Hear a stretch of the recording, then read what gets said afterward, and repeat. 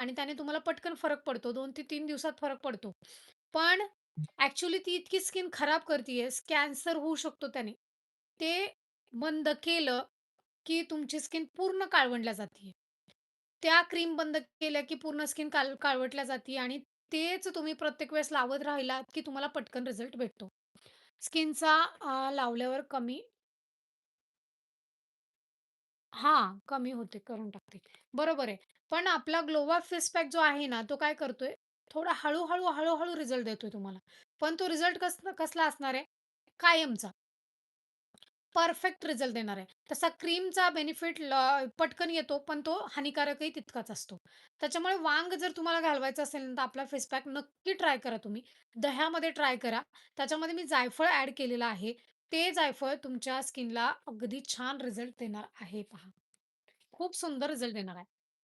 हा बघा.